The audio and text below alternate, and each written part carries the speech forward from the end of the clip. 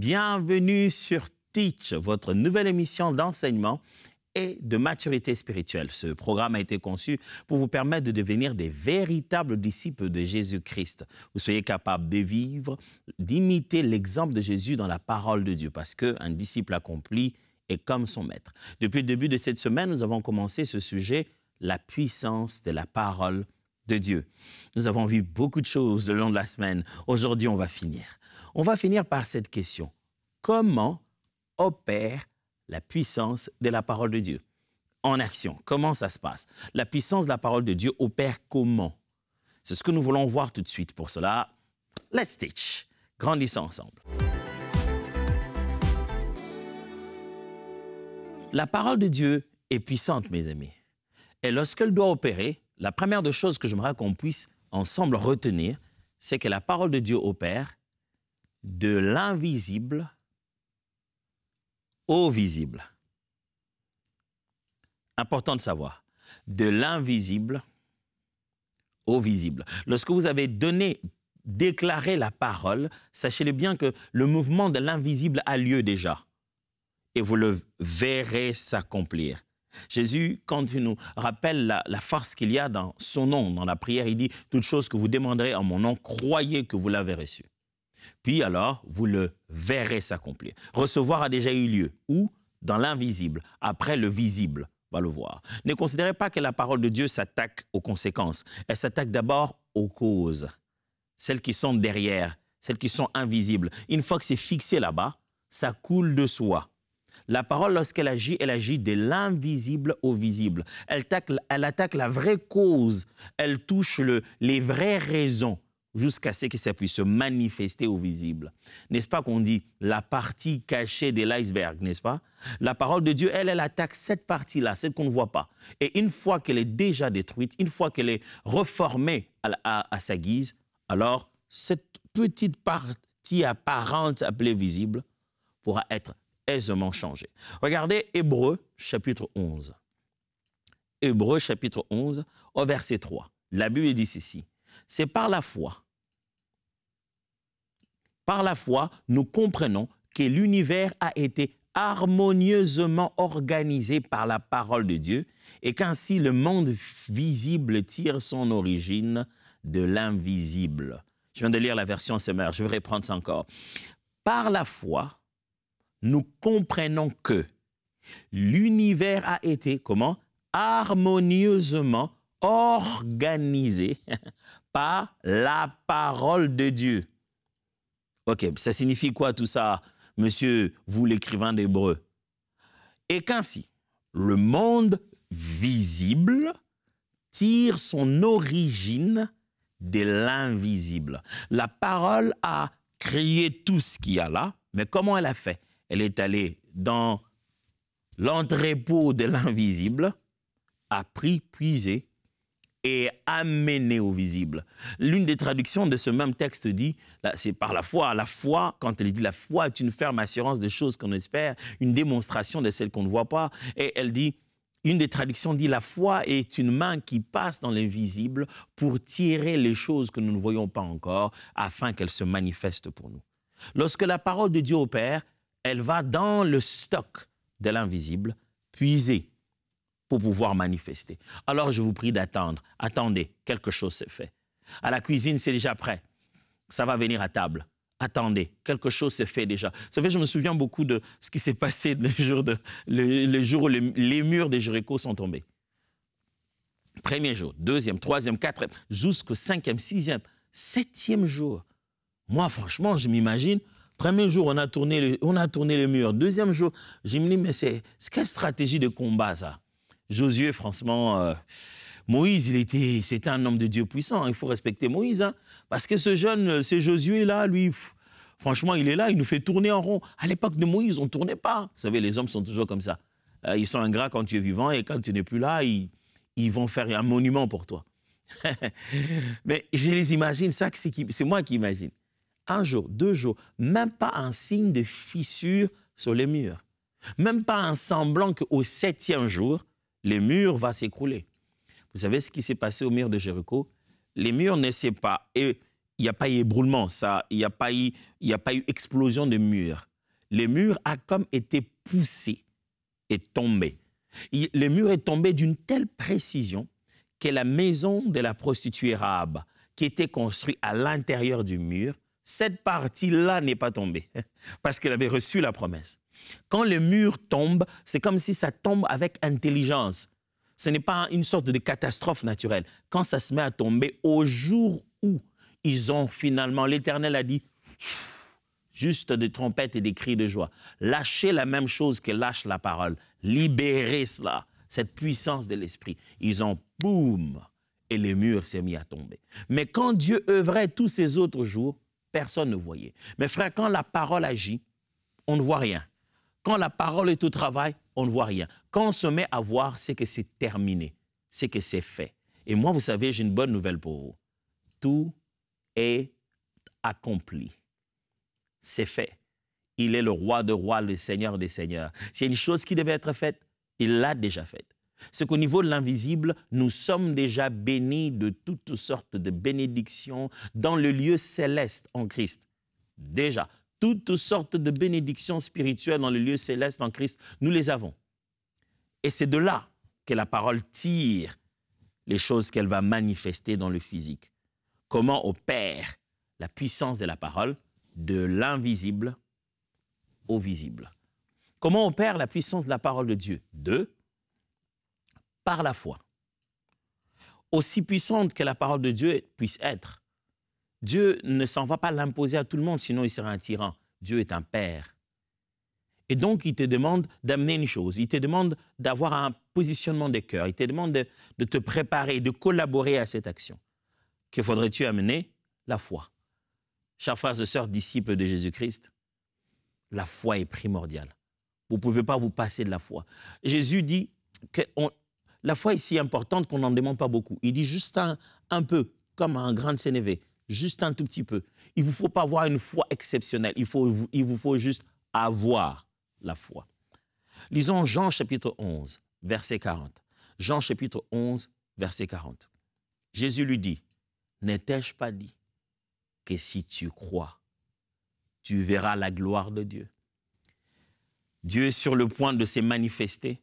Tu vas te rendre compte que c'est un Dieu puissant et glorieux. Mais la seule question c'est, n'ai-je pas dit ça avant? Que si tu crois, j'avais libéré cette parole, j'avais déjà donné cette parole. Est-ce que tu crois? Tu crois en quoi? Je t'avais dit, si tu crois, tu verras la gloire de Dieu. Je t'avais dit quoi? Je t'avais dit, ton frère ressuscitera.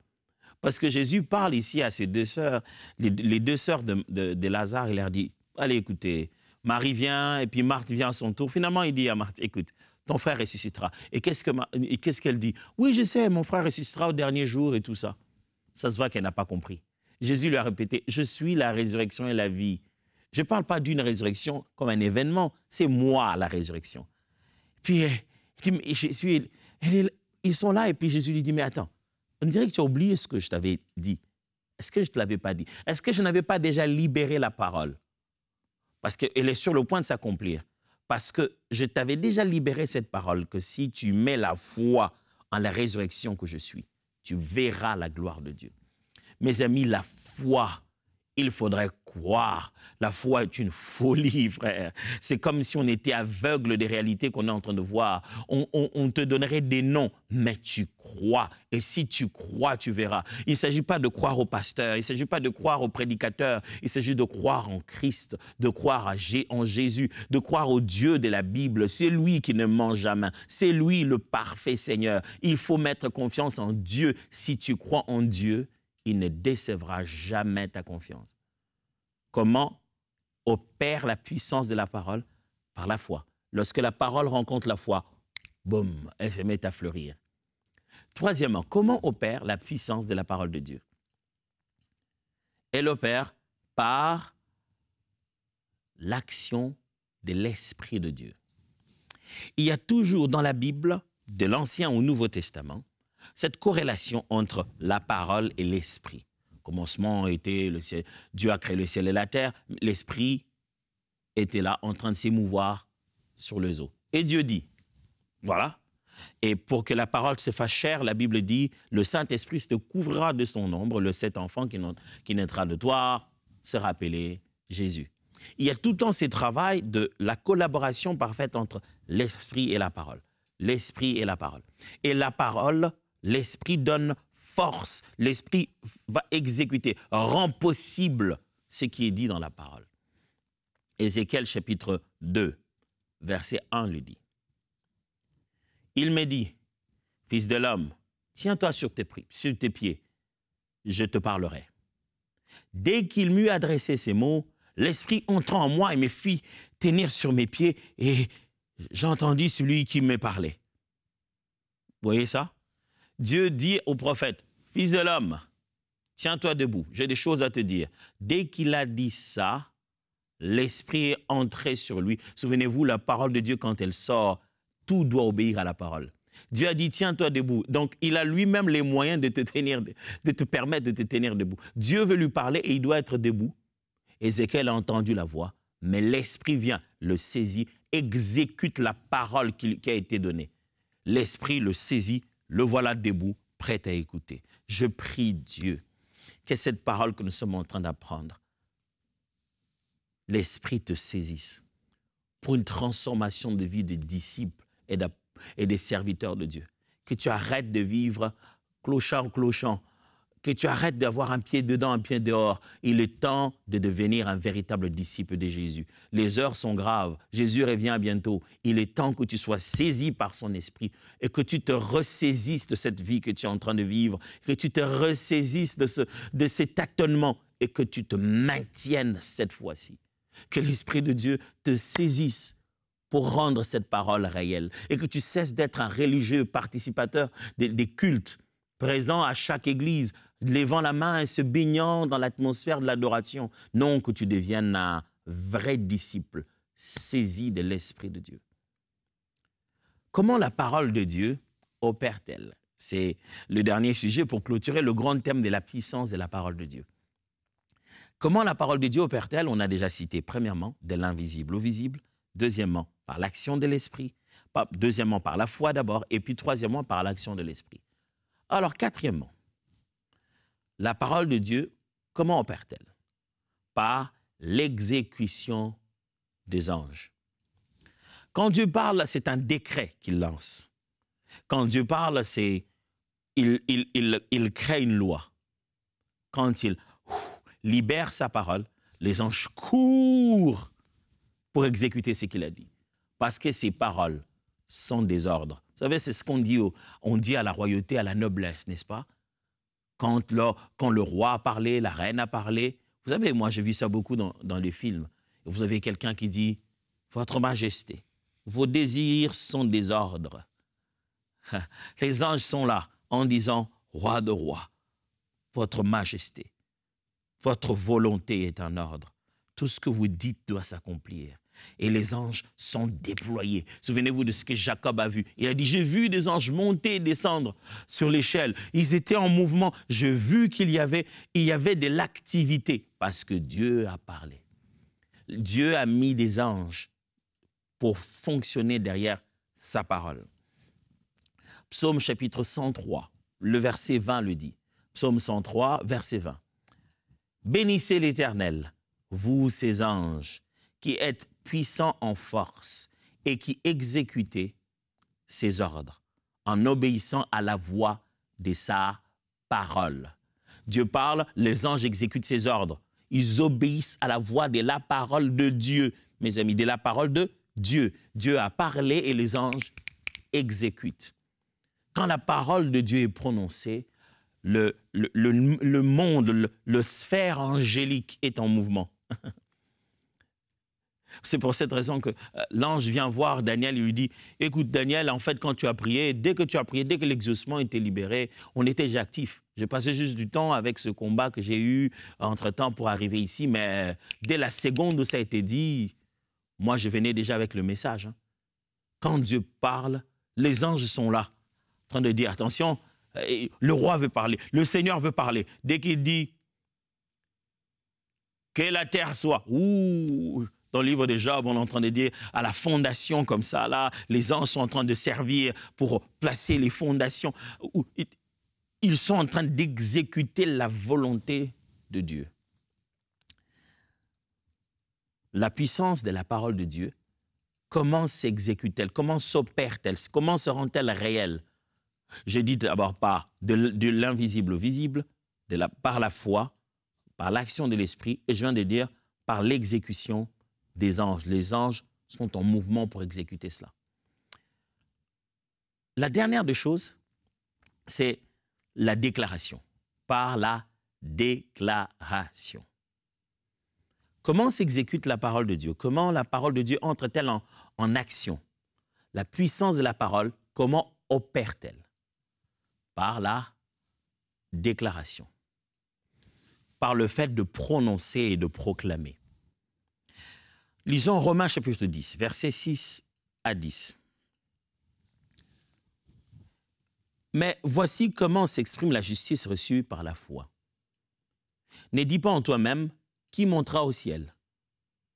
C'est en faire descendre Christ. Ou bien, qui descendra dans l'abîme? Se faire remonter Christ d'entre les morts. Que dit-il donc? La parole est toute proche de toi. Elle est dans ta bouche et dans ton cœur. Cette parole est celle de la foi. Et c'est celle que nous annonçons. En effet, si de ta bouche, tu déclares que Jésus est Seigneur, et si dans ton cœur, tu crois que Dieu l'a ressuscité, tu seras sauvé. Celui qui croit dans son cœur, Dieu le déclare juste. Celui qui affirme de sa bouche, Dieu le sauve. Je viens de lire la version Semeur. Si tu affirmes de ta bouche et dis, elle est dans ta bouche, cette parole, c'est celle de la foi, c'est celle que nous annonçons. En effet, si de ta bouche, tu déclares que Jésus est Seigneur, si de ta bouche, tu déclares, quand tu déclares de ta propre bouche la parole de Dieu. Aujourd'hui, Dieu ne veut pas parler comme au temps d'Israël. Les enfants d'Israël n'ont pas pu, hein. Ils sont allés voir Moïse, ils ont dit, bon Moïse, on trouve ça intéressant, ton idée d'aller voir Dieu par nous-mêmes. C'est vraiment très bien que tu aies servi de connexion, hein, pour nous rapprocher, Dieu et nous. On voulait l'entendre, c'est bien, mais après l'avoir entendu, on pense que, écoute, tu peux continuer ton business voilà, écoute, reste là, hein, écoute-le, et puis de temps en temps, viens nous dire ce qu'il a dit, parce que sa voix, franchement, ça fait mal aux oreilles, c'est comme des tonnerres. Pardon, parlez entre vous. Comment tu fais d'abord pour lui parler? Tu parles avec lui, bon, écoute-le, et puis toi, viens nous dire. Dieu, quand il parle comme ça, écoutez comment les gens ont du mal même à l'entendre. Vous savez ce que Dieu veut faire? Il veut utiliser nos cordes vocales. Il veut nous utiliser, nous. Comme il a dit au prophète Ézéchiel, les fils de l'homme, crois-tu que ces ossements vont-ils revivre? Ézéchiel dit, Seigneur, toi tu le sais. Au lieu que lui-même fasse ressusciter ses ossements, il dit, fils de l'homme, prophétise, parle à ces os, dis aux os qu'ils vont recouvrir la chair. Toi, fais ce que je voudrais faire. Toi, je te donne la parole. Toi, prononce-la sur les ossements desséchés. De fond, on va chercher loin cette parole, mais le texte dit, elle est là, sur ta bouche. Proclame. Aujourd'hui, ne va pas te plaindre. Vraiment, cette situation, franchement, on a beaucoup prié pour ça. Non, proclame la parole sur ta bouche. Mais la Bible dit, vraiment, la Bible dit des choses que je ne vis même pas. La Bible les a écrites. Maintenant, il est temps que tu proclames ces choses-là sur ta bouche, que tu les mettes sur tes lèvres et que tu en parles. La Bible a dit quoi? Mais pasteur, les choses par lesquelles je passe, je ne sais pas, est-ce que Dieu vraiment me voit? La Bible dit, je ne t'abandonnerai jamais, je ne te délaisserai jamais. C'est ce qu'il faut que tu proclames. Seigneur, je te rends grâce de ce que quelles que soient les choses par lesquelles je passe, tu ne m'abandonneras jamais, tu ne me délaisseras jamais. Aujourd'hui, pour finir cette série, j'ai à cœur que je puisse prier avec vous et déclarer quelques paroles sur vous.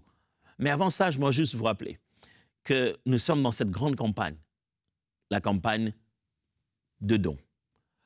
MCI s'est rendu compte que le Seigneur veut faire des choses, autre chose avec nous, au-delà de là où nous étions hier. Vous savez, hier, on n'était pas ici. Il n'y avait pas Teach, il n'y avait pas tout ceci. Ceci, nous l'avons par vos efforts, votre contribution, votre participation à cette œuvre. Merci à tous ces partenaires qui, chaque mois, on fournit autant d'efforts pour soutenir cette œuvre. Et le résultat, on le voit. On en veut encore plus de partenaires. Frères et sœurs, rejoignez-vous. Rejoignez-nous dans cette affaire. Souffrons ensemble dans cette œuvre. Sacrifions ensemble dans cette œuvre. 20 000 partenaires. C'est ce dont nous avons besoin pour soutenir cette œuvre et surtout la faire passer à une autre étape. Parmi les choses qui nous feront passer à une autre étape, il y a une merveilleuse application, vous allez découvrir, qui s'appelle Ma Bible. Oh là là! C'est unique comme application. Il m'est arrivé dans la vie de lire la Bible, de voir les moyens que l'on met à disposition en matière de Bible. Et je peux vous assurer que la francophonie, dans ce point-là, n'est pas vraiment nécessairement le premier. Mais avec cette application, Dieu va faire quelque chose de fort à travers la francophonie. Le travail s'est fait durement. Les codeurs, les encodeurs, il y a des termes que je ne maîtrise même pas. Les gens font beaucoup de boulot là derrière. Et ça nous demande de moyens. Ça nous demande plus d'équipes, plus de mains pour pouvoir finaliser ce travail. C'est pour cette raison qu'on a besoin de vous. On a besoin que chaque mois, vous puissiez prendre cet engagement pour chaque mois, 35 € à déposer chaque fois dans ces comptes et d'après les moyens qui sont prévus là-bas parce que vous voyez sur votre écran. Devenez partenaire mensuel pour chaque mois à partir de 35 € et relevons ensemble le défi d'amener cette œuvre à une dimension supérieure. Vous serez, je le suis sûr, édifiés, bénis et vous allez grandir à travers les choses qui vont se faire après cette campagne. La parole de Dieu, je vous en ai parlé depuis le début de la semaine. Et je ne pense pas que le Seigneur m'ait demandé de fonctionner dans cette œuvre pour vous enseigner des théories d'école. Il ne s'agit pas de vous expliquer des choses seulement. Il s'agit d'enseigner avec autorité, d'enseigner les choses qui se vivent. Je déteste les théories inutiles. Je n'aime qu'enseigner ce qui est vivable, ce qui est réel, ce qui est vrai, ce qui est authentique. Je crois à la puissance de la parole. Je ne sais pas où vous êtes, mais je vais prendre quelques minutes pour déclarer sur vos vies et votre vie à vous en particulier, vous qui me regardez, la parole de Dieu. Et j'aimerais que vous et moi puissions prendre quelques minutes. Oh, ce n'est pas prière inspirée. Mais je veux que nous puissions prendre quelques minutes pour prier sur base de la parole. Il est temps que vous puissiez déclarer la parole vous-même. Vous pouvez être en train de marcher pendant que vous me suivez là, ou peut-être vous êtes dans votre voiture seul, ou vous êtes dans un bus et vous avez vos écouteurs. Peut-être pas besoin de crier, mais ne fût-ce que murmurer, ne fût-ce que soliloquer ces paroles dans votre bouche, les paroles de la vérité. Comment la parole de Dieu prend-elle forme? Comment la parole de Dieu, la puissance de la parole se manifeste-t-elle? Il faudrait avoir la foi. Si on a la foi, on va ensemble pendant quelques minutes tirer de l'invisible vers le visible. Prions ensemble. Alléluia. Père de gloire, Dieu de toute bonté. Toute cette semaine, tu n'as fait que dire, tu es puissant, puissant, puissant, puissant, puissant. On l'a entendu. Tout ce que l'on demande, manifeste-toi. Manifeste cette puissance et remplis-nous de témoignages. La Bible déclare que Jésus a enseigné, non pas comme des scribes, mais ayant autorité. Parce que ce qu'il disait, c'est ce qui se faisait. Parce que ce qu'il enseignait, c'est ce que le peuple vivait. Nous sommes déterminés à enseigner que ce que toi tu as dit, pour vivre ce que toi tu as vécu. Et ta parole nous dit, nous l'avons découvert, que cette parole, si nous la prononçons sur nos lèvres, il y a vie ou mort. C'est pour cette raison, maintenant, je prie et je déclare, partout où il y a la mort dans la vie de ceux qui sont en train de m'écouter, de me voir maintenant, là où il y a la mort dans la famille, dans le couple, la mort dans la relation entre parents et enfants, la mort dans l'entreprise qu'on a commencé difficilement, la mort dans les finances et les dettes qui ne font que de plus en plus faire baisser leurs épaules à tellement que c'est lourd. Là où il y a la mort, même dans la santé, quelqu'un qui croupit sous le poids d'une maladie chronique, là où la mort a tellement rongé. Mort, sors de là, au nom de Jésus-Christ de Nazareth. Que la vie prenne place, la vie de Jésus que Christ a obtenu pour nous tous et a rendu gratuite à quiconque croit. Je déclare la vie dans ta famille, la vie dans tes relations, la vie dans tes entreprises, la vie dans ton intimité spirituelle. Là où il y avait la mort dans ta vie de prière, il y a résurrection maintenant. Là où il y avait la mort dans ta santé, Dieu te donne une bonne santé au nom puissant de Jésus. Je déclare que ce qui est écrit, c'est ce qui est la vérité. Je déclare que par ces meurtrissures que nous sommes guéris. Je déclare, il s'est appauvri pour nous rendre riches. Je déclare, en lui, nous sommes plus que vainqueurs. Je déclare, les pièges de l'ennemi ne pourront jamais t'attraper. Dieu va te donner des ailes et tu vas voler comme un aigle. Je déclare, les projets qui étaient déjà en action pour détruire ta foi et t'affaiblir sont nuls et sans effet. Cette parole déclarée aujourd'hui fonctionnera. Quiconque l'entendra, quel que soit le moment, cette parole est juste. C'est la parole de Dieu, celle que nous sommes en train de déclarer dans les Saintes Écritures. Je les déclare au nom de Jésus. La vie en toi, la vie que Jésus donne vient complètement écraser la mort et la lumière vient éteindre, vient chasser ces ténèbres. La lumière vient faire disparaître ces ténèbres qui étaient en train de t'envahir. La paix. Reçois la paix que Christ donne. La paix dans ton corps. La paix dans ton cœur. Tes larmes sont séchées. La paix est revenue. Je déclare la paix au nom puissant de Jésus. Amen. C'était Teach. Et cette semaine, on a parlé de la puissance de la parole de Dieu. Et on vient de clôturer tout de suite là en parlant de justement comment se manifeste la puissance de la parole de Dieu. J'étais très, très heureux de vous tenir compagnie cette semaine et j'ai hâte qu'on arrive la semaine prochaine pour qu'on puisse parler d'autres choses. Et ça va être très intéressant. Entre-temps, let's teach. Grandissons ensemble.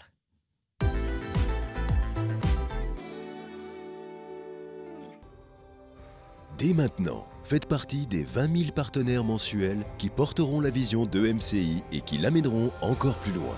Pour faire votre don, rendez-vous sur emcitv.com/20 000.